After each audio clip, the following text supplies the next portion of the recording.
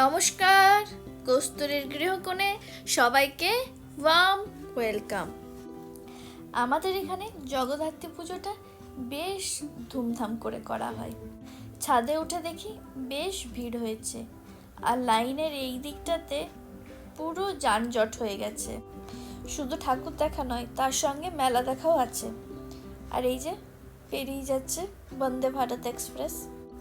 বাড়ি থেকে মা বাবারা এসেছে, তাই গুণকে মা বাবাদের কাছে রেখেই আরেকটা বড় কাজ করতে আমরা বেরিয়ে পড়েছি। আমরা চলে এসেছি রামপুরহাট কেয়া সেটের পার্লারে। এত বছর ধরে যে চুলটা খুব আগলে রেখেছিলাম, আজকে সেটা কেটে ফেলবো। আমার সঙ্গে সঙ্গে থাকলে সেটার বড় অযত্ন হচ্ছে, আর সাথে সাথে একবার মাথায় চান করলে শুকোতে 2 দিন সময় লেগে যাচ্ছে, আর আমারও ভীষণ ঠান্ডা লেগে যাচ্ছে। চুলটা তিরুপতিতে গিয়ে কাটার ইচ্ছে ছিল, কিন্তু বিভিন্ন প্রতিকূলতার কারণে সেখানে গিয়ে ওঠা হলো না। তাই ঠিক করলাম এটাকে কেটে যত্ন করে আমি আমার কাছে রেখে দেবো। যখন যাব সেই সময় এই চুল আমি দান করব, সঙ্গে সঙ্গে আমার মাথার খানিকটা চুলও দেব। এর সঙ্গে সঙ্গে আমি একটা মেজারমেন্ট টেপও নিয়ে গেছিলাম। কাটার পর সেটা মেজারমেন্ট করে দেখা হলো 4.5 ফুটের খানিক বেশি চুলটা আছে। ওনারা প্রথমে বলেছিলেন পুরো চুলটা ভালো করে ধুয়ে তারপরে কাটবে, কিন্তু ধুলে অসুবিধা হয়ে যেত, আর এই চুলটা ধোয়ার কোনো প্রয়োজনও ছিল না। তাই আমি ওনাদের রিকোয়েস্ট করলাম যে চুলটা এরকমই কেটে দিতে, তারপরে ভালো করে ওয়াশ করে দিতে। পুরো ব্যাপারটা ভালো করে বুঝিয়ে বলার পর ওনারা তাতেই রাজি হন। তাছাড়া যে 2 ম্যাম ছিলেন, ওনাদের কাজের দক্ষতা বেশ সুনিপুণ ছিল। চুল কেটে সেট করতে প্রায় মিনিট 20-25 সময় লাগলো ওনাদের। এরপরে আরেকটা চিন্তা আমার বেশ মাথাচাড়া দিয়ে উঠেছে।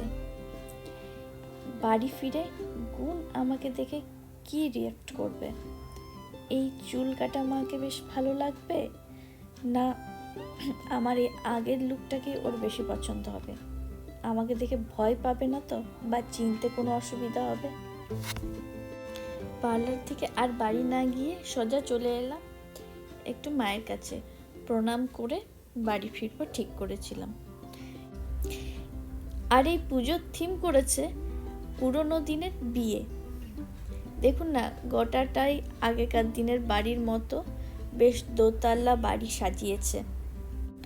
বাইরে থেকে প্যান্ডেলের ভেতরে যাওয়ার জন্য লম্বা সুদীর্ঘ লাইনে দাঁড়াতে হচ্ছে।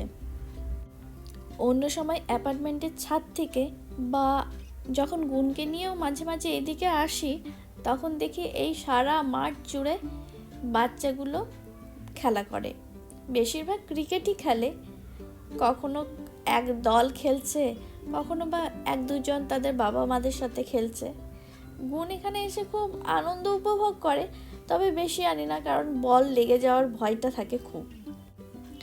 আর এই পুজোর দিনগুলোতে এই মাঠটার চেহারাই বদলে যায়, আর এক অন্য রূপ, আর এক নতুন সাজে সেজে ওঠে। এই বছর আমরা 2জনে এসেছি। আগের বছরের চিত্রটা অন্যরকমই ছিল।